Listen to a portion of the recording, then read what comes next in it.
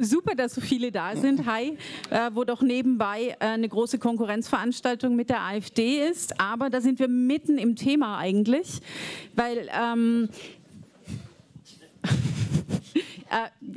Klimajournalismus muss auf dieser Konferenz sein, haben vor ein paar Jahren ein paar Leute gedacht, weil zeitgemäßer Klimajournalismus eigentlich nicht, zeitgemäßer Recherchejournalismus nicht ohne Klimajournalismus auskommt. Damals ist jetzt etwa 3 Jahre her. Die Klimabewegung war groß, es gab Fridays for Future, es kam die Ahrtal-Katastrophe hinzu. Das Bewusstsein hat sich einfach entwickelt dafür, dass hier irgendwas nicht ganz in Ordnung ist und auch im Journalismus, dass wir mehr Klimajournalismus brauchen. Das Problem ist nur, seitdem hat sich was verändert und deshalb sitzen wir heute hier und ich tatsächlich mit einem großen Erkenntnisinteresse. Erstens mal, was hat sich genau verändert, warum hat sich das verändert und vor allem, ich habe eine ganz große Frage. Müssen wir als Klimajournalistinnen oder Journalistinnen, die sich mit Klima und Wetter auseinandersetzen, etwas ändern? Möglicherweise haben wir am Schluss auch noch ein paar Minuten Zeit, um das zu diskutieren mit ein paar Fragen aus euren Reihen. Kommt ein bisschen drauf an, wie engagiert wir hier diskutieren. Ich versuche ein paar Minuten dafür auf jeden Fall zu reservieren. Schön, dass ihr da seid und vor allem schön, dass ihr da seid, weil genau diese Fragen will ich diskutieren mit Alban Burster, Wetter- und Klimaexperte, das Wettergesicht von Pro7 Sat.1. Herzlich willkommen. Hallo, herzlich willkommen, Dankeschön. Annika Jörres, Klimajournalistin von Herzen und von Herkunft und bei Korrektiv hauptsächlich. Herzlich willkommen, dass du da bist. Danke, danke. Hallo. Und Christian Stöcker, der immer dazwischen quatscht, Professor für Kognitionspsychologe, der kann jetzt auch meine Bemerkung gleich sich irgendwie nochmal auseinandernehmen und Spiegel-Kolumnist. Und wir sprechen heute tatsächlich über diese Fragen, die ich gerade genannt habe, über Hetze und Angriffe im Netz oder auf anderen Kanälen, die Vorsicht von Redaktionen, sich zu Klimathemen zu positionieren, möglicherweise, die gesellschaftliche Ablehnung oder Aggression und die Frage, die ich gerade genannt habe, müssen wir umdenken. Wir, damit meine ich jetzt wir als KlimajournalistInnen, von denen ja auch viele hier im Raum sind. Also insofern nehme ich einige von euch auf jeden Fall in diese Frage mit. Alban, mit dir wollte ich gerne anfangen. Du hast auch in der Vorbereitung schon berichtet, dass du viel mindestens Widerspruch, aber eben auch Hass und Hetze erfährst für das, was du tust. Erzähl mal, was kommt dir da entgegen, von wem, auf welchen Kanälen? Also zunächst einmal muss man sagen, du hast es ja schon angekündigt oder auch jetzt gesagt, es hat sich was verändert. Und zwar während man sich früher auf den Wetterbericht gefreut hat, abends nach den Nachrichten und dann geguckt hat, oh ja, die Sonne kommt wieder raus und es wird ganz toll.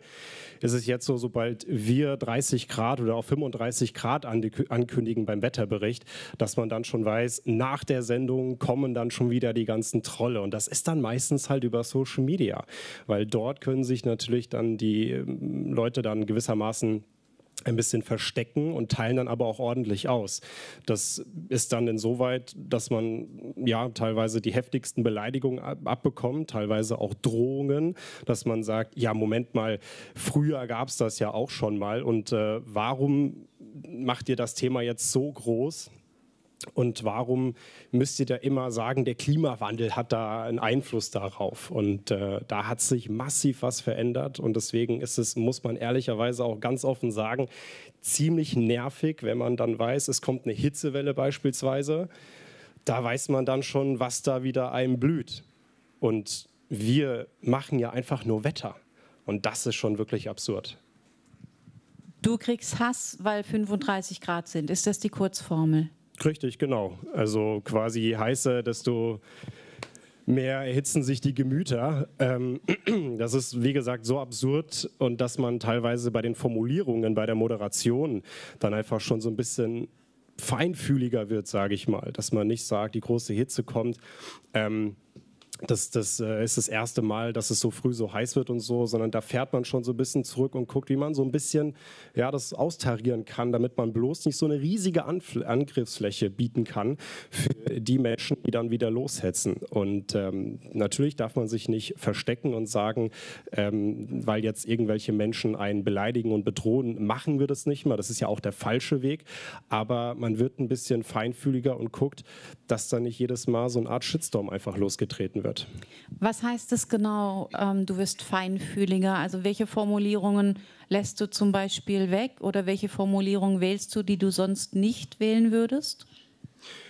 Ja, also das ist dann beispielsweise so, dass wir, also das ist nicht nur bei mir, sondern auch bei den Kollegen der Fall, dass wir dann einfach sagen, okay, es ist jetzt April, es ist das erste Mal, dass wir 30 Grad bekommen. Also jetzt beispielsweise dieses Jahr war es ja so, dass wir in der ersten Aprildekade neue Temperaturrekorde hatten. Und dann sagen wir halt, ja, es ist halt ein neuer Rekord und stellen dann halt die Vergleiche auf, dass wir sagen, das war der letzte Rekord und so wurde er pulverisiert. Wir gehen dann gar nicht mehr so tief dann in diese Klimathematik ein beim Wetterbericht. Und das hat sich dann, muss man schon sagen, wie gesagt, verändert, weil wir gerne Klimathemen auch im Wetterbericht positionieren. Es gibt leider, muss man auch sagen, wenige Plattformen bei uns in der Sendergruppe beispielsweise, dass man sagen kann, man kann dieses Thema tagtäglich nochmal anders behandeln. Deswegen nehmen wir genau das nämlich immer dann beim Wetterbericht mit rein. Und das ist beispielsweise was wir so ein bisschen mit, oder was ich mit der Feinfühligkeit dann meine, dass wir da so ein bisschen vorsichtiger werden. Dass wir nicht dann immer so quasi mit der ausgestreckten Hand dann hier den machen, so, das ist der Klimawandel, das ist wieder, sondern wir sind da einfach, wie gesagt, feinfühliger, ja. Du formulierst es jetzt noch als wir. Gibt es da Unterschiede zwischen dir, was du tun würdest, und der Redaktion? Oder ist das so ein gemeinsamer Entschluss? Es ist tatsächlich ein gemeinsamer Entschluss, weil es betrifft ja an der Stelle ja nicht nur mich. Also es sind ja auch die anderen Kollegen. Und das geht ja teilweise so weit, dass dann gesagt wird, die da sind installiert von XYZ. Und da muss man sich die Frage stellen, warum haben denn immer mehr Menschen scheinbar diesen Gedankengang, dass sie alles hinterfragen? Und meine Antwort darauf ist, dass ein Rieseneinfluss Social Media darauf hat. Ich nenne jetzt vor allem TikTok, was gefühlt die Menschen, also vor allem die wirklich ein bisschen schräg denken, muss man ja leider so sagen, tatsächlich die Naturwissenschaft komplett neu erfinden wollen. Und wenn man natürlich dann ein Missverständnis unterliegt und man holt sich weitere ins Boot, dann spielt der Algorithmus natürlich dann immer wieder ähnliche Beiträge aus. Dann werden das immer mehr Menschen und dann fängt man an, auf einmal das zu glauben, obwohl das völliger Quatsch ist. Annika, du wirst für Korrektiv wahrscheinlich wenig erfahren, dass du noch feinfühliger formulieren musst oder weniger zu den Themen machen. Aber wie erfährst du das, was du auch schon Backlash genannt hast? Also eigentlich auf zwei Ebenen. Erstmal diese Anfeindungen, die sind auf jeden Fall viel krasser geworden. Jetzt für Korrektiv-Mitarbeitende natürlich noch mal stärker nach der Geheimplanrecherche. Da hat es natürlich extrem zugenommen. Also wenn ich jetzt bei Twitter, was ich immer weniger tue, weil es so nervig ist, irgendwas zur Klimapolitik poste, dann habe ich irgendwie 500 Likes und 500 Kommentare, aber mit wüsten Beschimpfungen. Ist ja auch noch so ein Frauenbias dabei. Wir werden ja noch stärker beschimpft als die männlichen Kollegen. Aber das hat seit dieser Geheimplanrecherche noch mal zugenommen. Also da haben wir sozusagen diese rechtsextreme Bubble noch zusätzlich mit im Boot sozusagen. Das ist das eine. Aber ich sehe es auch auf der Medienseite, nicht jetzt bei Korrektiv, weil wir haben ja extra sozusagen diese Klimaredaktion.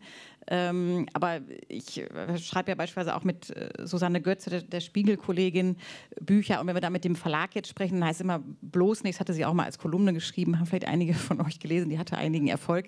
Genau, schreibt bloß nicht Klima in den Titel oder so. Und das ist ein bisschen das, was du sagtest, dass ihr sprecht über den Klimawandel, aber benennt ihn nicht mehr so, was natürlich irgendwie absurd ist. Also jetzt dürfen wir sozusagen Bücher schreiben über Lobbyismus oder so, weil das zieht noch ganz gut, aber Klima haben die Leute irgendwie Abstand von genommen, sich damit beschäftigen zu wollen. So, das ist ja sicherlich keine, also gibt diese ganz extremen TikTok, Opfer. aber es gibt auch viele aufgeklärte Menschen, die irgendwie die Lust verloren haben, irgendwie sich darüber zu informieren oder über Lösungen nachzudenken. Und das ist für mich jetzt fast das größere Problem oder die größere Enttäuschung, weil da erwartet man es ja nicht unbedingt.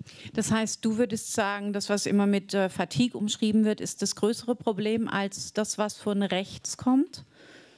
Ja, ist jetzt schwer so gegeneinander aufzuwiegen, aber also ich finde es persönlich schwierig, aber wenn ich so einen rechtsextremen Troll sehe, dann denke ich, okay, ist der rechtsextreme Troll so. Aber wenn ich jetzt sehe, jetzt keine Ahnung, die Leute im Verlag, mit denen wir immer gut gesprochen haben, konstruktiv, die sind auch weiterhin konstruktiv, aber die haben eben auch diese Fatigue, beziehungsweise die haben Angst, dass das ein totaler Ladenhüter wird, weil die Leute kein Klimabuch mehr lesen wollen. So. Und das ist jetzt genau für uns persönlich sozusagen vielleicht ein Problem. Jetzt steht da Lobby drauf, ist letztlich wurscht, aber was dahinter steckt, ist natürlich ein Riesenproblem, weil jetzt in dem Moment, wo sich ja irgendwie alle Indikatoren verschärfen über die Klimakrise, dass wir ausgerechnet in dem Moment jetzt wieder abschalten, ist natürlich total absurd. So. Aber ich habe auch ein bisschen, muss ich sagen, irgendwie das Vertrauen in rationale Menschen verloren, wie soll ich sagen, im Laufe tatsächlich durch die Klimaberichterstattung. Also ich war mit der Susanne einmal in dem Ahrtal und das war irgendwie so ein Schlüsselerlebnis für mich, wie die Leute da wirklich in ihren Trümmern saßen und es gab ja auch massive politische Fehlentscheidungen in dieser Region, dass die Leute eben besonders ungeschützt waren gegenüber dieser Hochwasserkatastrophe. Und wir haben mit denen gesprochen und also wirklich in der katastrophal, die hatten Nachbarn verloren, saßen weinend in ihrem kaputten Wohnzimmer sozusagen und erzählten dann einen davon, dass sie wieder denselben CDUler wählen wollen, weil, ich weiß gar nicht warum, es gab keine Erklärung, aber sie wollten es auf jeden Fall wieder tun. Und dann dachte ich, okay, wenn man es so am eigenen Leib existenziell erfährt und dann politisch nicht irgendwas ändern möchte zumindest, keine Ahnung, ob jetzt irgendwie der Gegenkandidat, die Gegenkandidatin jetzt wirklich besser gewesen wäre, aber offenbar gab es gar keine Diskussion darüber. Genau, also das war für mich so ein Moment, wo ich dachte, okay, also die Debatte, die wir führen müssen, die können wir eigentlich nicht so auf dieser rationalen Ebene führen, ist so mein Eindruck. Also man kann nicht sagen, okay, wir müssen noch mehr Fakten oder es ist doch so klar und jetzt muss man dieses, muss man jenes. Irgendwie habe ich das Gefühl oder die Erfahrung gemacht, dass wir Leute irgendwie ganz woanders abholen müssen. Eigentlich wollte ich darauf jetzt noch nicht raus, aber trotzdem mal kurz, wo? Ja, genau, das ist natürlich jetzt die Riesenfrage, aber also mein Eindruck ist, ich habe ja auch ein bisschen besondere Lebenssituation sozusagen, vielleicht zu viel, ich wohne in einem französischen rechtsextremen Dorf, so kann man es tatsächlich nennen. Also sehr schönes Dorf, auch nette Leute da, aber 50% oder letztes Mal 55% wählen Marine Le Pen. Und insofern bade ich sozusagen in diesem Gedankengut, da kann man vielleicht so sagen. Und das sind aber natürlich jetzt nicht alles ungebildete Idioten oder so, überhaupt nicht. Das sind wirklich durchschnittliche, schlaue oder dumme Leute. Aber die haben einfach kein Staatsvertrauen mehr. Und ich glaube, das ist eigentlich so dieser Punkt, worum es eigentlich geht, dass Klimaschutz ist jetzt ein staatliches Ziel, mehr oder weniger gut verfolgt, aber es ist ja erstmal wurscht aus deren Sicht. Und ich glaube, dass dieses Vertrauen, was nicht da ist, was meiner Meinung nach dann wieder ist jetzt noch wieder ein größerer Bogen, aber auch mit der großen Ungleichheit zu tun hat. Also das ist in meinem Dorf ganz stark zu spüren. Also sind die Gelbwesten sozusagen, die Abgehängten, nenne ich sie mal, die da so gegen sind. Dass sozusagen diese Ungleichheit und das damit einhergehende Misstrauen gegenüber staatliche Ideen, staatliche Institutionen, also auch Universitäten, sozusagen öffentlicher Rundfunk, das hängt natürlich irgendwie alles zusammen. Insofern ist das natürlich ein Riesenproblem, die es irgendwie einer großen Lösung bedarf. Aber ich glaube, sonst redet man immer so ein bisschen dran vorbei, wenn man jetzt an so kleinen Stellschrauben dreht. Christian, du beschäftigst dich sehr viel mit Desinformation. Das schließt dann das an, was Annika gerade auch sagte. Gibt es eine spezielle Sparte Klimadesinformation oder ist sie Teil der rechten Desinformationsbubble? Ja, also wenn man es ganz extrem formulieren würde, würde ich sagen, die rechte Desinformationsbubble ist Teil der Klimadesinformationsbubble. Ja, weil, also, das ist den meisten Leuten immer noch nicht ganz klar, glaube ich, aber russische Desinformation ist immer auch Klimadesinformation, weil Russland vollständig von Öl und Gas abhängt. Deswegen sind diese beiden Sparten der Zersetzungspropaganda, die von Russland, aber auch anderen eben mit Russland im Einklang stehenden Parteien in Deutschland und anderswo irgendwie vertreten wird, diese Linie.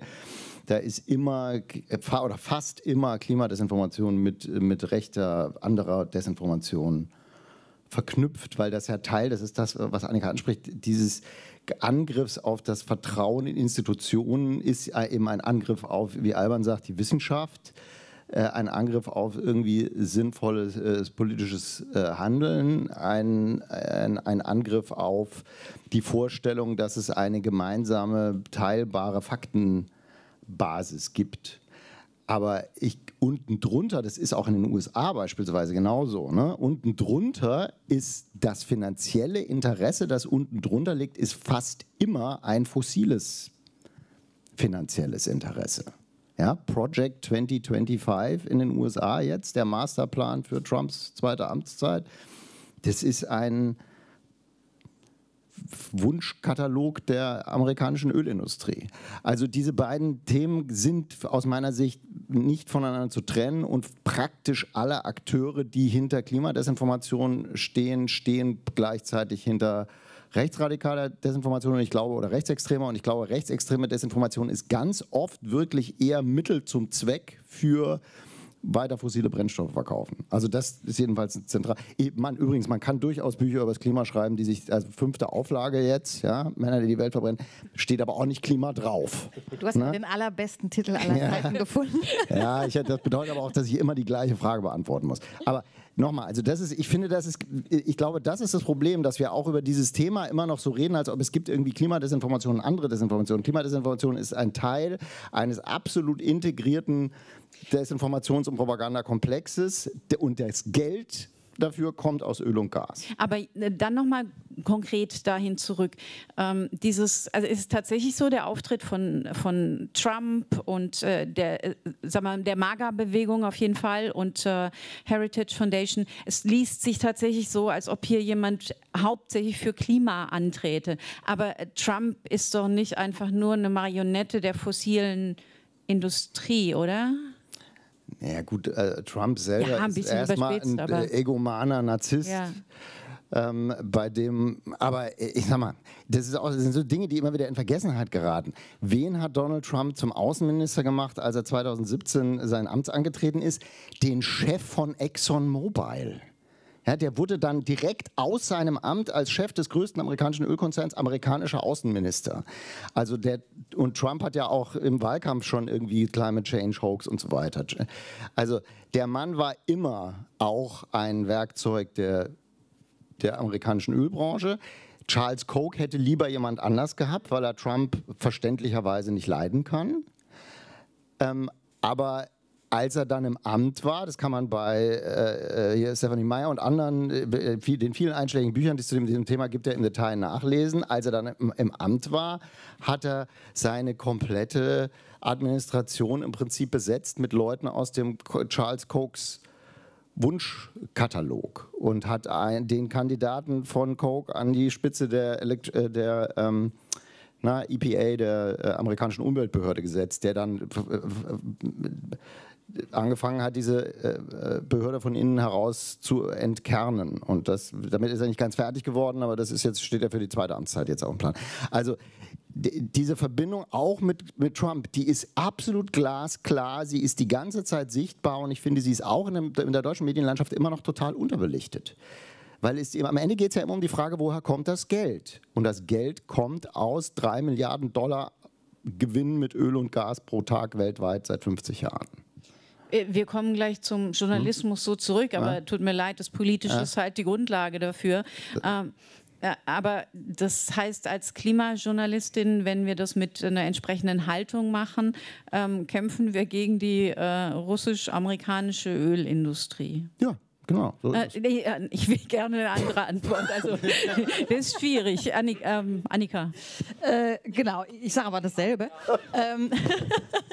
Genau, nein, also wir kämpfen eben mit dieser Strategie, die ja immer eigentlich daran bestand, Zweifel zu sehen. So, hat sich mir auch eingeprägt, so ein kleines Schulseminar. Die sprachen die ganze Zeit davon, kam wahrscheinlich auch von TikTok, dass doch diese E-Autos explodieren und wie gefährlich das sei und so. Und das war schon immer das Ziel der finanzstarken Wirtschaft sozusagen. Früher war es die Tabakindustrie, die dieselben Strategien verwandt hat. Und da gibt es kam man hinterher aus diesen Tobacco-Files raus. Aber das gilt sozusagen für alle Lobbyisten. Deswegen ist dieser Satz interessant, dass dieser Chefstratege in den 50er Jahren noch, als diese großen Werbekampagnen oder Lobbykampagnen noch ziemlich am Anfang standen, da hat er gesagt, Doubt is our product. Und das ist bis heute noch so. Also sozusagen den Zweifel zu sehen, dann hat man schon fast gewonnen, weil daraus kommen dann die ganzen, ja, ist es wirklich so schlimm und sind Verbrenner nicht vielleicht irgendwie doch besser und ist der nicht doch irgendwie von der grünen Solarindustrie bezahlt oder was auch immer. Also das ist diese Strategie, die da sehr erfolgreich gefahren wird, in den USA noch ein bisschen mehr mit dem Holzhammer, aber hier natürlich so ähnlich. Also deswegen glaube ich, am Ende, also wo auch immer man guckt, ob man jetzt auch bei ich weiß nicht, deutscher Wasserstoffpolitik guckt oder so, am Ende ist dann immer irgendwie ein fossiler, also Öl- oder Gaskonzern, der da tatsächlich relativ viele Kampagnen erfolgreich fährt. Also daran hat sich eigentlich nichts geändert. Vielleicht ist das Publikum jetzt leider aufnahmebereiter sozusagen oder so vorgeprägt durch TikTok oder andere Social-Media-Absurditäten sozusagen, dass es das besser aufnimmt und auf einen fruchtbareren Boden fällt. So. Entschuldigung, ich muss mich jetzt noch einmal. Also, es geht immer ums Geld. Ja? Und wir haben in Deutschland einen großen Verlag, der permanent daran arbeitet, jede sinnvolle Klimamaßnahme in Zweifel zu ziehen und jede sinnvolle Regulierung zu torpedieren. Ja? Alle wissen, wovon die Rede ist. Das ist der Verlag, der allen anderen immer gerne unterstellt, dass sie von der grünen Lobby bezahlt werden. Auch mir, dir wahrscheinlich auch. Und das ist der Verlag, der zu 50% fossilen Großinvestoren gehört, ja, nämlich KKR und einem kanadischen Pensionsfonds und Matthias Döpfner, der sagt, ich bin sehr für den Klimawandel. Also es ist wirklich absolut offensichtlich, dass es fossiles Geld ist, das da unten drunter liegt. Und man klingt aber immer wie so ein irrer Aluhut, wenn man das einmal deutlich ausspricht. Ja. Aber es sind halt Fakten. Ja. Natürlich ist es so, dass KKR auch mal wo anruft. Das hat man relativ deutlich gesehen, als der Business Insider eine Geschichte gemacht hat über eine mit Matthias Döpfner befreundete Milliardärsgattin, die dem nicht gefallen hat. Da wurden dann gleich mal irgendwie 8 Leute entlassen oder so. Ne? Also dass die Ansagen aus dem Verlag relativ direkt und deutlich kommen bei Springer, ist nun wirklich vielfach klar belegt. Und entsprechend sieht natürlich auch das Personal aus. Und da ist ein Herausgeber, der immer noch den menschengemachten Klimawandel leugnet. Und der Wissenschaftsjournalist, den kein Wissenschaftsjournalist in Deutschland mehr ernst nehmen kann, weil er fossile Propaganda macht und so weiter und so weiter. Also der Journalismus ist unterwandert in Deutschland. Auch leider zum Teil. Ich habe die Befürchtung, dass wir das nicht bis in alle Tiefen ergründen können, jetzt im Zusammenhang von Rechtsextremen, Rechtspopulisten, der fossilen Industrie. Ich würde es deshalb jetzt so stehen lassen. Also in meinem Kopf sind da noch so ein paar Fragezeichen. Das Problem ist ja, wir sind damit ja konfrontiert. Wir sind ja mit Desinformation konfrontiert. Wir sind damit konfrontiert, dass es großen Widerspruch und Hass gibt gegen diejenigen, die überhaupt nur das Wetter thematisieren, geschweige denn irgendwie Klimawandel oder gar Klimakrise. Wie gibt es Strategien, wirklich damit umzugehen? Also die Frage, haben wir bisher vieles richtig gemacht, aber nicht alles, was wir tun könnten? Oder gibt es neue Strategien? Du hast gesagt, ihr geht mit feineren Worten um, aber das wird ja nicht die Leute dazu bringen, tatsächlich die Realität dann des Klimawandels anzuerkennen. Habt ihr da mal drüber gesprochen, wie es weitergehen könnte? Ja, man hat schon hin und wieder mal darüber gesprochen, aber im Endeffekt, was will man denn machen? Also will ich denn unter der Kommentarfunktion den Leuten immer erstmal erklären müssen, was Wetter ist, was Klima ist, weil da fängt es ja einfach schon an. Also die Leute, das ist ja das kapieren, also gerade die da so rumtrollen, immer die bösen Kommentare schreiben und einem privat auch fertig machen wollen, die holt man ja einfach gar nicht mehr ab. Und wir haben dann uns überlegt, okay, wie können wir das Ganze in der Zukunft weiter verpacken, wie können wir das Ganze angehen. Und es ist schwierig, da auf einen Punkt zu kommen, ehrlich gesagt, weil, und du hast es ja auch angesprochen, jetzt zum Beispiel mit der Ahrtal-Katastrophe, das Erste, was man dann sagt, oh, der Klimawandel. Und was wir aber erstmal vom Wetter sagen, ist, das ist halt erstmal Wetter.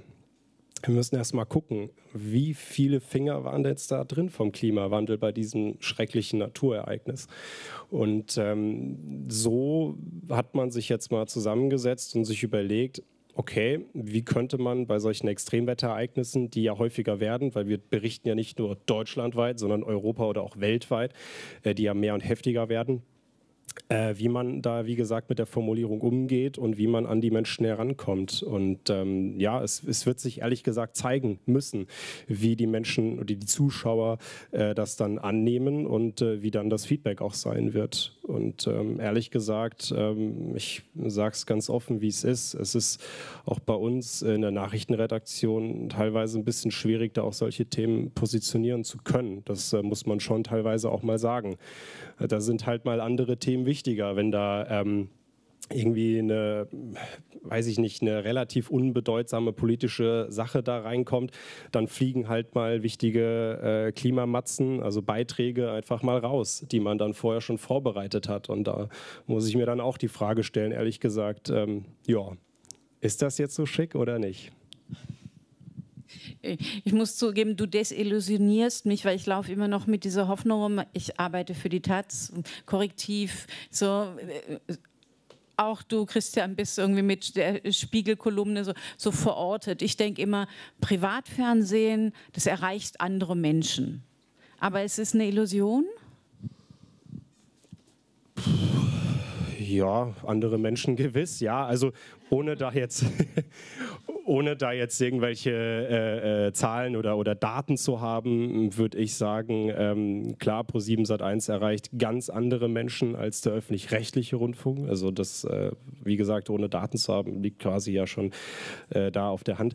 Aber die Menschen, die wir da erreichen, gerade Pro7 hat ja ein sehr junges Publikum beispielsweise, das interessiert die ja dann teilweise gar nicht. Also wir haben so eine Green 7 Week, da machen wir beim Wetter keinen Standard-Wetterbericht, sondern da haben wir jeden Tag immer so ein anderes Klimathema und die Quote ist halt einfach grottenschlecht. Die Leute schalten halt einfach ab, es juckt die nicht. So, und das ist dann halt auch bitter für uns, weil man steckt sehr viel Arbeit da rein und teilweise auch noch Experten dabei, die da auch noch einen Beitrag mit reingeben und dann zu sehen, dass das vernichtende Quoten sind und man trotzdem sagt, ja, die jüngere Generation ist da so ein bisschen oder die bekommt man so ein bisschen mehr ran an dieses Thema, ist halt an der Stelle, muss ich sagen, nix. Wie lief denn Jokos Most Dangerous Show in the World? Lief doch bei euch. Ja, da habe ich keine Quote, aber ich habe nur beim DWDL-Magazin gelesen, dass die ersten 2 Folgen, glaube ich, gar nicht so schlecht liefen. Und dann sind aber auch wieder die Quoten ein bisschen runtergegangen. Und da muss ich sagen, um mal quasi einen Kollegen zu loben, das ist mit die coolste Klimareportage, die ich gesehen habe. Also mit den 6 Folgen sind es ja, glaube ich. Also richtig stark aufgemacht und da habe ich dann auch mal gehofft, ich habe es ein Jahr zuvor auf Amazon Prime, lief das ja als erstes, geschaut, da dachte ich mir, Mensch, genau so, wie man das Thema aufmacht, das ist cool. So musst du eigentlich die Leute erreichen. Und dadurch, dass ich dann gelesen habe, dass die Quoten ja so ein bisschen runtergegangen sind, vielleicht haben die Leute es vorher schon gesehen, ich weiß es nicht, natürlich dann auch ein bisschen gedanklich zermürbend, ja. Also bei Korrektiv und vielen anderen Redaktionen weiß ich ja auch, geht es ja auch immer darum, machen wir jetzt konstruktiveren Journalismus, also kriegen wir damit die Leute wieder zurück, indem wir auch die Lösung bieten, also sozusagen nicht nur Doom, sondern auch ein bisschen Gloom, also irgendwas Helles am Ende des Textes oder so. Aber das ist auch furchtbar schwierig. Also es gibt da ja auch wirklich hervorragende Fachleute, das Bonn-Institut oder so, die dazu forschen und die sagen ja, es gibt weniger Leute, die das klicken, dafür lesen sie aber bis zum Ende und so. Also es gibt so ganz wie soll ich sagen, abgestufte Bewertung dann und sie verwandeln sich auch häufiger in Abonnenten um als andere vielleicht. Aber genau, es ist wirklich schwierig. Also die besten Texte auch bei Korrektiv, oder ich denke mal, das ist wahrscheinlich bei vielen Medien so, das sieht man ja auch immer an den meistgelesenen Artikeln und so, das sind halt wirklich die, wo es irgendwie um Bösewichte geht am besten, also so ein Pranger oder so, also jetzt in meinem Fall Lobbyisten oder so, das interessiert die Leute, aber jetzt so was richtig Positives, was ich schade finde, weil ich denke ja immer, genau, Klimalösungen sind positiv für sehr viele Dinge, also könnte man sie mehr hervorheben. Aber es wird bislang wirklich super schlecht gelesen. Deswegen sind da auch ein bisschen ratlos. Wir diskutieren da häufig drüber in der Klimaredaktion, aber irgendwie ohne Erfolg leider. Ich glaube, also wir haben alle, weil wir natürlich irgendwie dann diese beknackten Tweets sehen und so weiter, sind wir immer zu sozusagen so einer Reizbubble ausgesetzt. Ich weniger, weil ich die Leute immer sofort blocke, ja? Und mittlerweile auch bei Twitter einfach die Kommentare zumache. Aber wir haben alle viel stärker den Eindruck, dass es viel mehr Widerstand gibt, als es in Wirklichkeit gibt. Das muss man auch sagen. Ne? Also die meisten Menschen in diesem Land haben längst verstanden, dass die Klimakrise real ist. Die haben auch längst verstanden, dass Extremwetterereignisse häufiger werden. Deswegen drücken sie sich ja davor, sich damit auseinanderzusetzen, weil sie das so schrecklich finden. Ja? Das ist ja ein Symptom für verdammt, es passiert wirklich, ich will es nicht hören. Ja? Das müsste man ja nicht sagen, wenn man eh nicht dran glaubt. Nur ist halt wie bei jedem anderen rechtsextremen Thema, das wissen wir auch aus der Forschung, ja, es ist halt so auch in sozialen Medien, eindeutig, Menschen, die sich selbst als politisch extrem einstufen, erzeugen mehr Engagement, mehr Likes, mehr Kommentare, mehr Shares auf allen Plattformen. Das ist das Maß, mit dem der Algorithmus entscheidet, was nach oben kommt. Deswegen sind engagementstarke Inhalte von rechts und zum Teil auch linksextremen oder radikalen leicht zu pushen. Das ist das, was erzeugt ein verzerrtes Bild der realen deutschen Öffentlichkeit. Die reale deutsche Öffentlichkeit sagt zu 66%, glaube ich, ist die letzte Studie von letzter oder vorletzter Woche, ich möchte, dass die Bundesregierung mehr gegen die Klimakrise tut. Ja, wir haben eine Zweidrittelmehrheit. Das ist dann immer, wenn es dann konkret wird, aber nicht meine Heizung und so. Ne? Aber grundsätzlich das Verständnis dafür, dass dieses Phänomen existiert, dass es bedrohlich ist und dass man was dagegen machen muss, dafür gibt es ganz klare Mehrheiten. Das verliert man gerne so ein bisschen aus dem Blick, wir wohnen jetzt nicht in einem rechtsextremen Dorf, aber auch Twitter ist halt ein rechtsextremes Dorf. So. Und leider. Und das bedeutet aber aus meiner Sicht für den Journalismus, man muss halt einfach ordentlichen Journalismus machen, aber eben nicht nur Klimajournalismus, sondern es gibt jetzt fast keinen Journalismus mehr, der kein Klimajournalismus ist, um Wolfgang Blau zu paraphrasieren. Und ich finde zum Beispiel Politikberichterstattung und Wirtschaftsberichterstattung finden immer noch in so einem Raum statt, als ob das irgendwie das Thema, Klima ist ein Thema, wie das Thomas Bellus mal irgendwann gesagt hat, und nachher kommt das nächste Thema. Das ist aber halt falsch. Es kommt nach dem Klima kommt gar kein Thema mehr. Und jedes Thema oder fast jedes Thema ist jetzt auch ein Klimathema. Das ist aber in den meisten Redaktionen noch nicht in allen Ressorts und vor allem nicht in allen Köpfen angekommen. Und deswegen ist die Berichterstattung, also aus meiner Sicht, ich bin sehr oft enttäuscht darüber, auf welchem Niveau auch über politische Diskussionen, und dann ist es meistens gar nicht Klimapolitik, sondern Energiepolitik berichtet wird. Also dass Wärmepumpen wirklich funktionieren, auch bei kalten Temperaturen, nicht so teuer sind und so weiter. Das konnte man auch alles letztes Frühjahr schon wissen. Aber man hat trotzdem lieber He said, She said Berichterstattung gemacht und Jens Spahn immer wieder erzählen lassen, dass das alles nicht funktioniert. Ohne ihm gut informiert zu widersprechen, um mal ein Beispiel rauszugreifen. Es ist an jeder Ecke. Ja? Investitionsentscheidungen von Unternehmen und so weiter. Es wird alles immer so verhandelt, als ob alles ist wie immer. Und dann gibt es halt diese Hanseln, die machen Klima. Ordentlicher Journalismus jetzt ist immer auch Klimajournalismus. Und das können wir drei hier aber leider nur sehr unzureichend beeinflussen. Oder wir vier. Ne? Oder wahrscheinlich alle hier im Raum. Aber vielleicht alle hier im Raum gemeinsam, wenn die mal nach Hause gehen und sagen, so Leute, jetzt können wir das wichtigste Thema der Welt endlich mal ernsthaft behandeln. Und zwar überall, würde wahrscheinlich schon ein bisschen was helfen. Aber das ist das, was passieren muss. Es ist nicht, wir brauchen nicht besseren Klimajournalismus oder optimistischeren oder was auch immer. Wobei auch, das ist ja das Nächste, auch optimistische, positive Energieberichterstattung dringt ja in Deutschland nicht durch. Darf ich mal meine Quizfrage nochmal stellen?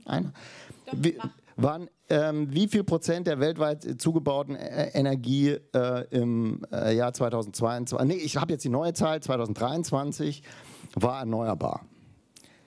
Weltweit zugebaute Energie, nicht Energie, Stromerzeugungskapazität, ja, also nur Strom, zugebaute Kapazität, neue Kraftwerke im Jahr 2023 war erneuerbar. Einmal schätzen im Kopf bitte. Merken, ehrlich merken, richtige Prozentzahl schätzen. Richtige Antwort ist 85%. Wie viele von euch hatten das richtig? Wie viele haben weniger geschätzt? So, ich habe das sehr oft gemacht, es ist immer das gleiche Ergebnis. Ich kann es bezeugen, ich war schon mal dabei. Man braucht eigentlich nur zu erzählen, was wirklich los ist, dann hat man schon die optimistische Berichterstattung, aber diese Informationen dringen nicht durch, nicht mal zu Journalistinnen und Journalisten, das finde ich total irre. Und das ist wiederum ein Erfolg von sehr tief im System Journalismus drinsteckenden Netzwerken, die halt einfach so tun, als wäre nichts. Ja, das ist, glaube ich, das zentrale Problem. So, tut mir leid. Nee, alles gut. Ja, mit diesem so tun, als wäre nichts, sagt ja hier unser geschätzter Kollege Bernd Ulrich, sagt ja immer diese simulierte Normalität sozusagen. Das trifft das ja auch sehr gut, wie ich finde. Und genau so ist das. Also da kann ich jetzt nicht so viel zu sagen, weil ich bin halt in dieser Klimaredaktion. Aber ich weiß noch, dass als wir das am Anfang gegründet haben bei Korrektiv, diese Klimaredaktion, galt das so als ein bisschen verrückte Idee. Inzwischen haben es ja fast alle und ihr habt ja auch ein riesen Klimateam bei der Taz. Aber dass das jetzt so tatsächlich durch alle Ressorts wandert und auch die Wirtschaftsredaktion, die ja auch beim Spiegel noch sehr blind ist, nenne ich es mal. Das hast du gesagt. Du hast zugestimmt. Nein. Also fehlt ja sozusagen so dieses ressortübergreifende Denken, was ja schon lange sozusagen eingefordert wird. Ne? Aber das ist ja, oder was du dann von den Redaktionssitzungen beschreibst, wo es dann noch geht, was kommt jetzt nach vorne, was wird vielleicht gecancelt, das ist ja dann genau das, sozusagen, dass diese Priorisierung nicht da ist. Und die war halt, und damit sind wir sozusagen ja wieder beim Titel, die war halt schon mal größer. Also man kann ja wirklich auf den Nachrichtenseiten mal gucken. Wir hatten ja jetzt irgendwie einen Temperaturrekord nach dem anderen beispielsweise. Welchen Platz hat das noch bekommen auf den Titelseiten? Waren das die Aufmacher auf den Online-Seiten oder waren die eher weiter unten? Waren es auf dem Spiegeltitel oder eher weiter hinten versteckt und so? Das war schon durchgängig so, dass es deutlich weniger wurde in den vergangenen 2 Jahren, würde ich sagen, vielleicht mit dem Ukraine-Krieg. Ja, das ist das Problem. Wir haben jetzt inzwischen einfach auch 2 Kriege mehr. Also da gibt es ja eine gewisse Berechtigung. Ich weiß nicht, ob mir da jemand widersprechen würde, aber andere Themen auch groß oder größer zu machen, weil sie halt akut sind. Ja, aber man muss ja nicht, man kann ja das eine machen und das andere nicht lassen. Also es ist ja, ich glaube, also mir würden schon bei jeder Startseite, die ich mir angucke, ein paar Sachen auffallen, wo man sagen könnte, das könnte vielleicht ein bisschen weiter nach unten. Ne? Also es ist jetzt nicht so, dass es Platzmangel gibt im deutschen Journalismus. Das ist, finde ich, ist eine Fiktion. Und auch die Kriege sind natürlich eigentlich auch ein riesen Klimathema. Das ist natürlich auch sozusagen total schwieriges Feld, wo es sozusagen um Menschenleben geht, dann plötzlich von CO2-Bilanzen anzufangen. Aber natürlich hat das eine riesen Klimakomponente. Ich habe leider die Zahlen nicht mehr im Kopf, vielleicht du als Zahlenfuchs, aber es gibt ja da auch große, solide Berechnungen, wie krass sozusagen der Klimaeffekt ist von Zerstörung und dann Wiederaufbau, der dann hoffentlich kommt. Also genau, auch das hätte man sozusagen, kann man auch aus diesem Blickwinkel, aber ich verstehe, das ist ein besonderes Minenfeld, sozusagen, jetzt schlechtes Wort auch noch dafür, das sozusagen unter einen Hut zu kriegen. Aber natürlich wäre auch das ein Klimathema wie ja eigentlich fast jedes. Dazu kommt, der Ukraine-Krieg, den kann man durchaus als den ersten Klimakrieg der Geschichte betrachten. Es gibt ein Buch, das irgendwie ein Vierteljahr bevor der Krieg ausgebrochen ist, das heißt Klimat, von einem amerikanischen Politologen und handelt davon, wie sehr Russland von der Klimakrise betroffen sein wird. Unter anderem dadurch, dass die Gebiete, in denen großflächig Landwirtschaft betrieben wird, werden irgendwann so trocken sein, dass man keine Landwirtschaft mehr da betreiben kann. Und die Gebiete, in denen jetzt Permafrost ist, wenn die auftauen, gibt es ganz andere Probleme. Aber Weizen anbauen kann man da auch nicht. Und außerdem bricht irgendwann Öl und Gas weg. Das heißt, Wladimir Putin hat extrem hohes Interesse an den gigantischen Weizenanbaugebieten der Ukraine. die hat er aus geostrategischen Gründen. Und da dürfte die Klimakrise, von der auch dem natürlich klar ist, dass sie existiert, eine durchaus nicht ganz unwesentliche Rolle gespielt haben. Aber auch das ist es, was es findet in der deutschen Debatte überhaupt nicht statt. Ja? Warum macht er das eigentlich? Außer der Typ ist ein nationalistischer Spinner. Aber ich meine, was würde deine Redaktion sagen, wenn du damit ankämest? Lass uns mal über den Ukraine-Krieg auf der Wetterbasis sprechen. Ja. Naja, du forderst es ein, aber was heißt das in Realität? Aber nicht im Wetterbericht. Nicht im ja, gut. Also, ja, ich glaube, das ist so ein Thema, da hat man einen großen Freiraum nach links und rechts, dass man so, also von den Gedanken, die man dann haben kann, wo hört es dann einfach auf? Beim Wetter bin ich ja in erster Linie so der Wetteronkel, der dir halt einfach objektiv das Wetter erzählt. Und da ist ja kein Subjektivität, hat da ja nichts verloren. Ja. Und ich glaube, wenn man dann das Thema mit reinbringt, und ich glaube, wir sind uns alle einig, dass das richtig, ich drücke es mal lieb aus, doof ist, was der Russe da in der Ukraine veranstaltet, ist es, glaube ich, ein schwieriges Thema, dann das noch da reinzubekommen. Also da, glaube ich, braucht man sehr viel Fingerspitzengefühl. Ich gebe zu, der Sprung vom Ukraine-Krieg in den Wetterbericht ist ein bisschen groß. Ich habe dich jetzt eher angesprochen als Vertreter deiner Sendergruppe, wie die Diskussion da stattfinden würde. Ich stelle mir das jetzt einfach mal vor, du trägst es in die Gesamtkonferenz von Pro7 Sat.1, ich weiß nicht, wie eure Morgenkonferenz heißt, ein. Wie würde da reagiert werden? Ich glaube, da würde es von den Nachrichtenchefs erstmal lauten, ja, haben wir jetzt mal zur Kenntnis genommen, schauen wir, was so der Tag so sich entwickelt, oder wie sich der Tag sich entwickelt. Tatsächlich, ja. Glaube ich sogar ziemlich sicher, ja. Und ich wollte zuvor auch noch was sagen, wegen der Klimaberichterstattung, auch mit diesen Rekorden, die wir immer wieder haben weltweit. Das ist ja so, muss man ja leider sagen, wenn in den USA so ein Hurricane auf Florida zuzieht, dann sind wir bestürzt. Zieht aber so ein Taifun auf, dann ist uns das eigentlich leider, muss man sagen, egal. Also egaler. Obwohl die Menschen ärmer sind und nicht so stabile Gebäude haben. Und genauso auch mit diesen Temperaturhöchstwerten, die wir erreichen. Da sind halt Länder dabei, da fühlen wir uns eher damit verbunden und andersrum halt eher weniger. Und für die Zukunft würde ich mir gerne mehr wünschen, dass wir teilweise eine Berichterstattung so aufsetzen, dass wir die Leute auch heranführen, wie fühlt sich das denn an, wenn wir das und das haben. Weil ich glaube, das ist doch entscheidend, wie die Leute dann auch merken, wie es von meiner eigenen Haustüre dann sein wird. Die 50 Grad in Indien, ja gut, das interessiert mich ja nicht. Aber das wird es ja in Deutschland auch irgendwann mal geben. Und bis Mitte des Jahrhunderts werden wir in Deutschland Temperaturen im Sommer von 45 Grad bekommen. Das ist irre viel, gerade in den Großstädten. Und ja, deswegen, also ich glaube, man muss da einfach so ein bisschen damit spielen, dass man versucht, das so zu kommunizieren, dass man tatsächlich die Zukunft des Wetters, bedingt durch die klimatischen Veränderungen, einfach greifbarer für die Menschen wird. Und dann, glaube ich, werden auch mehr mitziehen, weil dann dieser Aha-Effekt kommt. Bin ich zumindest der Meinung. Und deswegen versuche ich auch meinen Wetterbericht, ich mache es anders als die Kollegen, immer so aufzusetzen, dass die Menschen so ein Gespür dafür bekommen, was hat das jetzt für eine Konsequenz.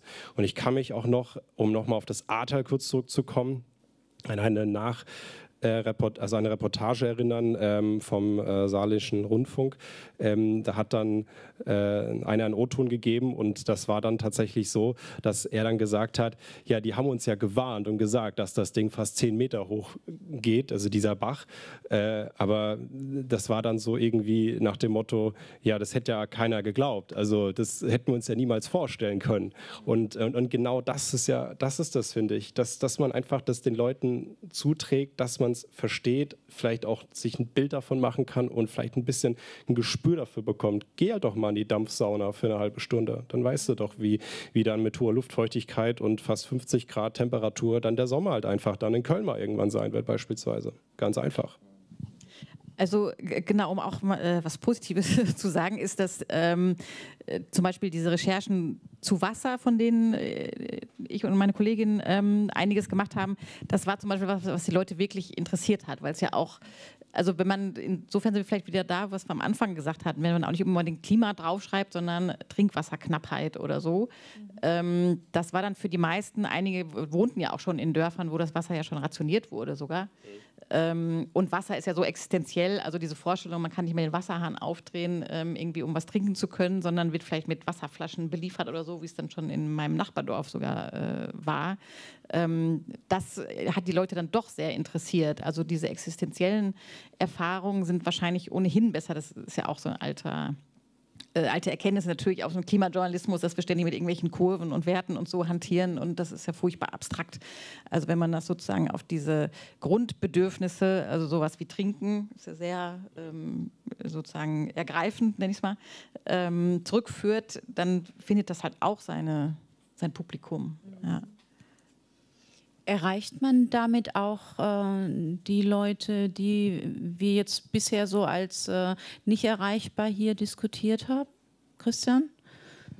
Also ich glaube, das ist irgendwie so ein Grundthema beim Thema Desinformation. Ne? Also die Leute, die wirklich schon gründlich desinformiert sind, ja, was in den USA leider extrem viele sind und in Deutschland sind es aber nicht so viele, wie man meint, sondern die sind halt lauter und deswegen wirken sie mehr. Aber diese Leute, und das ist egal eigentlich, ob das Corona ist oder Klima oder großer Austausch oder Great Reset oder was auch immer für ein Bullshit, die kriegst du, glaube ich, mit Journalismus nicht zurück. Oder was heißt, glaube ich? Ich weiß, das wissen wir aus der Forschung. Wenn Leute erstmal so weit draußen sind, dann hilft Debunking nichts mehr, weil ja, das ist das, was Annika vorhin sagte, also es geht ja immer erstmal darum, Zweifel zu säen und das andere ist, es geht immer darum, sowieso erstmal die Quellen zu diskreditieren. Und im Zweifelsfall ist, wenn du dann sagst, ja, da steht aber, das ist so und so, dann ist die Antwort, ja, da steht das. Ne? Naja, gut. Also diese Leute kann man mit Journalismus nicht mehr erreichen, die kann man im Prinzip nur mit quasi therapeutischen Ansätzen erreichen. Ja? Also mit wirklich vertrauensbildenden Maßnahmen und persönlichen individuellen Beziehungen und Gesprächen über erstmal viele andere Dinge, bevor man dann zu diesem Thema kommt. Ich glaube aber auch, dass es vielleicht nicht die Aufgabe von Journalismus ist sozusagen oder sein kann, die Desinformierten wieder zu vertrauensvollen Mitgliedern der Gesellschaft zu machen. Das ist ein bisschen eine große Aufgabe für den Journalismus. Es reicht, wenn die übrigen 80% anständig informieren. Und das sind dann immer noch genug. Ja? Und eine deutsche Gesellschaft kann auch mit 10-20% Rechtsradikalen klarkommen, wenn die anderen 80% stabil sind. Und das ist, glaube ich, der große Fehler, den die Politik im Moment macht. Ja, immer zu sich also ein Teil der Politik natürlich nur. Ich nenne jetzt keine Namen, diese 20% zu bespielen die ganze Zeit und dabei der AfD zu helfen, bekanntlich, anstatt mal den 80% irgendwie sinnvolle Lösungen anzubieten, weil das passiert nämlich nicht tatsächlich, überwiegend. Und ich glaube, nach der gleichen Richtschnur würde ich auch journalistisch eigentlich agieren. Natürlich muss man sagen, wenn da irgendjemand Blödsinn war, also Faktenchecks sind wichtig und wertvoll und so, aber man wird keinen Verschwörungstheoretiker mit einem Faktencheck zurückholen. Das passiert einfach nicht. Der Zug ist abgefahren. Pre-Bunking dagegen funktioniert. Das ist ja der ja, also den Leuten vorher zu sagen, das ist der Grund für dieses Buch. Ja? In diesem Buch steht eigentlich primär drin, es gibt Leute, die haben sehr viel Geld und die lügen euch seit 50 Jahren an. Und ihr erfahrt deshalb sogar die Sachen, die euch eigentlich freuen würden, nicht. Und wenn ihr das und das und das und das hört, das funktioniert beim Thema Klima oder beim Thema Energie, würde ich sagen, primär ist eigentlich wichtiger mittlerweile als Klima. Genauso wie bei anderen Themen auch. Die agieren ungefähr so, die benutzen falsche Dichotomien und ad hominem Argumente, ja, sind permanent logische Fehlschlüsse am Start, die emotionalisieren, malen schwarz-weiß und so weiter und so weiter. Wenn euch das auffällt, dann fragt euch mal, ob die euch nicht vielleicht anlügen. Das kann man Leuten beibringen und dann sind sie ein bisschen besser davor geschützt, mit Propaganda angelogen und verwirrt zu werden. Und ich glaube auch, wenn die Leute gewisse Fakten schon im Kopf haben, kann man sie damit immunisieren gegen Leute, die ihnen Unsinn erzählen. Also wenn man erstmal verstanden hat, dass Elektroautos wirklich besser fürs Klima sind, dann kommt der 23., der wieder kommt und sagt, nein, Elektroautos sind aber auch nicht besser, dringt dann nicht mehr durch. Also man muss tatsächlich proaktiv handeln. Das ist, was Journalismus kann. Ja, wenn wir qualitativ hochwertige Informationen über Themen, die gerade erst kommen, zur Verfügung stehen, können wir zu dieser Immunisierung beitragen. Aber da müssen wir unsere Arbeit ordentlich machen und nicht mehr nur He-said-She-said-Journalismus machen, sondern selber entscheiden, ja, hier gibt es Fakten, die sind klar. Okay, also ich nehme jetzt erst mit Pre-Bunking, wie du es gerade gesagt hast, und tatsächlich nützen Fakten so ein bisschen was auf jeden Fall, zumindest für die, die die Fakten aufnehmen wollen. Dann eine direktere Ansprache, was bedeutet das für euch? Und heißt es auch, Annika, dann lokaler zu gehen? Weil was bedeutet es für mich, ist ja im Lokalen eher erfahrbar als im Abstrakten. Also ja, ich glaube schon, dass man genau, wenn man jetzt natürlich vor Ort hingeht und da genau sagt, okay, diese Wasserquelle ist jetzt hier in Gefahr, ist das natürlich ein bisschen sozusagen anziehender als jetzt so eine Deutschlandkarte oder so. Aber was ja häufig gemischt wird, oder die Zeit macht das ja ganz hervorragend, sind ja ständig diese Deutschlandkarten, wo man dann eingeben kann, wie sieht es eigentlich bei mir genau vor der Haustür aus sozusagen, zu allen möglichen Sachen. Hatten wir auch schon mal bei Korrektiv so ein bisschen mit dem Grundwasseratlas oder so. Also dass man sozusagen diese überregionale Geschichte macht und dann kann man aber nochmal gucken, wie sieht es jetzt eigentlich vor der eigenen Haustür aus. So. Weil das, glaube ich, kann schon funktionieren. Also neben diesen Dingen, die du jetzt gerade noch mal aufgezählt hast, sozusagen dem zu sagen, okay, wie sieht das jetzt hier aus? Oder wir versuchen gerade so eine Art Entsiegelungs- oder Versiegelungsatlas zu machen, dass man sieht, okay, das wird jetzt hier gerade mit Beton zugeballert und deswegen wird es jetzt so und so heiß bei euch oder so. Solche Sachen genauer zu zeigen, was das heißt. Diese Versiegelung ist ja auch wieder so ein abstrakter Begriff, irgendwie klingt irgendwie nach, weiß ich nicht, Maschinenbaustudium oder so. Und wenn man sagt, okay, aber diese schöne Grünfläche hier, die wird jetzt hier asphaltiert und deswegen ist es jetzt bei dir voraussichtlich 2 Grad wärmer oder so. So ist jetzt die Idee von diesem Projekt, ist es noch gar nicht online, also nicht danach suchen. Wenn es mal so genauso wird, dann wird es gut. Genau, dann, ja. Genau, kann das wahrscheinlich auch dazu beitragen. Aber wir wissen natürlich auch, wir haben auch so ein lokales Netzwerk bei uns bei Korrektiv. Natürlich sind es gerade die Lokalzeitungen, die ja auch das machen können, die haben es wirklich gerade so schwer. Die sind ja personell so wenig besetzt, dass wir dann manchmal bei den Kooperationen, genau, es ist schwierig für die, da so solche Recherchen überhaupt zu machen tatsächlich. Das ist jetzt dann wieder das Problem der Presselandschaft in Deutschland. Und, klar, Stärkung des Lokaljournalismus genau. wieder als Thema. Ja. Gibt es noch Fragen aus euren Reihen? Ich nehme erst Fragen dran. Hier hinten ist eine, ja? Gleich. Du hattest nur gerade im letzten Panel schon eine Frage, deshalb nehme ich andere Leute dran, die noch nicht dran waren. Du da hinten, dann habe ich Aline und hier. Ihr sollt bitte ans Mikro gehen, sonst haben wir das nämlich nicht auf der Aufzeichnung und wir hätten die so gerne auf der Aufzeichnung. Stellst dich auch noch kurz vor? Ja, klar. Lisa Kuhner, ich bin freie Journalistin und ich mache hauptsächlich Klima und in dieser ganzen Gemengelage ist für mich immer schwieriger geworden, jetzt also die Frage, wie kann ich kritisch über Klimapolitik, klimapolitische Maßnahmen, Ausbau von Erneuerbaren und so weiter berichten. Also weil es gibt negative Effekte von quasi allem. Und gleichzeitig nicht rechte Narrative bedienen. Was ist da euer Go-To? Was sind da Best Practices, um da auch eine Grenze zu ziehen und nicht Rechten in die Hand zu spielen mit jeder kritischen Berichterstattung über Klimapolitik? Genau, das ist tatsächlich eine super wichtige Frage, weil uns das immer häufiger begegnet, weil diese Lösungen halt manchmal auch vermeintliche Lösungen sind und dann, keine Ahnung, wir hatten eine Recherche zum angeblich ersten und größten Wasserstoffkraftwerk in Leipzig. Das ist aber eigentlich nur ein fossiles, also ein Gaskraftwerk auf bislang unbestimmte Zeit und war halt sozusagen so eine Greenwash-Aktion relativ erfolgreich von den Leipziger Stadtwerken. Da haben wir auch zum ersten Mal dann Leserpost bekommen von Leuten, ja, ich hätte gar nicht gedacht, dass Korrektiv auch so objektiv berichten kann und endlich irgendwie entlarvt ihr die ganzen Lügen der Green Lobby oder so. Genau, da haben wir dann sozusagen Beifall bekommen von Leuten, wo wir den gar nicht unbedingt einsammeln wollten. Und aber genau, ehrlich gesagt, ich weiß nicht genau, wie man das verhindern kann, weil wir hatten es natürlich ein bisschen differenzierter geschrieben. In dem Text kann eine Lösung sein, aber in dem Fall ist es halt Greenwashing und so. Also alles, was man dann macht, um es möglichst objektiv, so sachlich zu machen, hat aber auch nicht verhindert, dass dann sozusagen aus der rechten Bubble der Beifall kam. Also ich glaube, das kann man nicht verhindern. Wir müssen es ja trotzdem berichten. Sehe ich jetzt keine andere Lösung.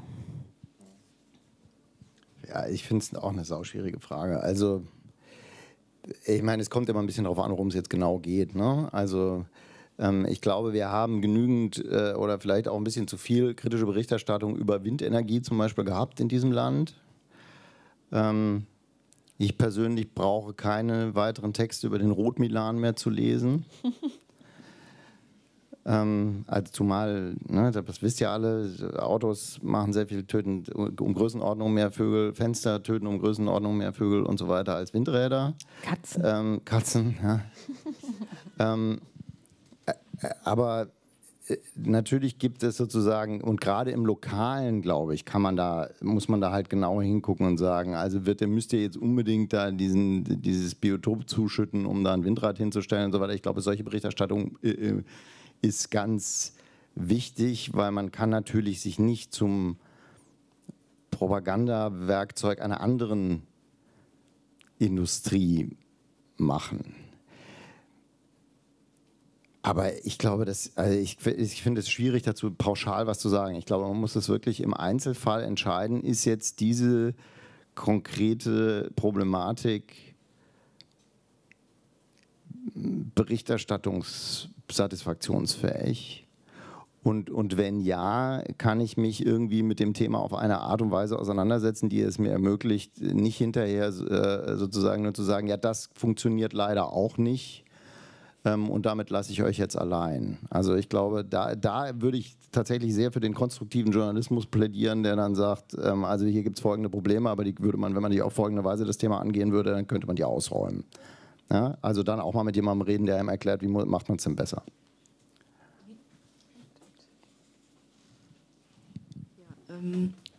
Hallo, Aline Papst, Saarbrücker Zeitung und Netzwerk Klimajournalismus. Und ich hätte eine Frage an Alban. Also diese feinfühlige Art, Klima zu kommunizieren, also ich würde es, tut mir leid, eher ängstlich nennen.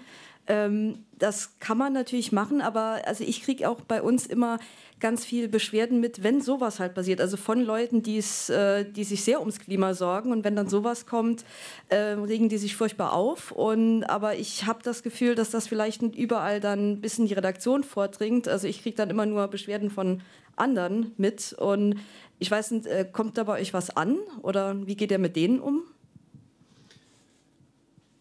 Ja, also zunächst einmal absolut richtiger Punkt, dass das eine Art von Schwäche zeigen sein kann. Mir sind da halt, ich muss es auch ganz ehrlich sagen, bis zu einem gewissen Punkt auch die Hände gebunden. Also ich kann halt keinen direkten Einfluss darauf nehmen, was jetzt in der Nachrichtensendung oder was jetzt auch komplett beim Wetter, jeden Tag Klima und dass wir noch einen Talk machen oder so reinkommt. Aber ja, es ist nicht so einfach. Also gebe ich dir absolut recht. Ja, muss man mal ganz ehrlich so sagen, auf jeden Fall. Ja. Und jetzt muss ich kurz mal nachhaken. Den letzten Teil deiner Frage musst du noch mal. Jetzt habe ich gerade den Faden verloren. Tut mir leid. Ob du tatsächlich auch von der anderen Seite, ist es ja wieder dann Beschwerden kriegst, dass du zu feinfühlig bist. Okay, ja, danke. Tatsächlich, erstaunlicherweise, nein. Und das finde ich aber wiederum auch krass. Dass dann, ja, weil die Leute, die also in der Mehrzahl eigentlich sind, und sagen, wäre schon cool, wenn da immer so häppchenweise so Infos da noch gestreut werden. Die halten sich dann halt eher bedeckt oder zurück und das ist ja im Endeffekt ja nichts anderes wie jetzt auf den Social-Media-Plattformen, ne? Dass die der andere Meinung sind, immer hier Bambule machen und so und die eigentlich die Richtigen immer schön so sich raushalten, ja. Wir sind jetzt schon am Ende. Ich muss die anderen Fragen leider, ich kann sie nicht mehr dran nehmen. Ich sage jetzt erstmal Danke, Alban Buster, Annika Jöris und Christian Stöcker für diese sehr ernsthafte Diskussion.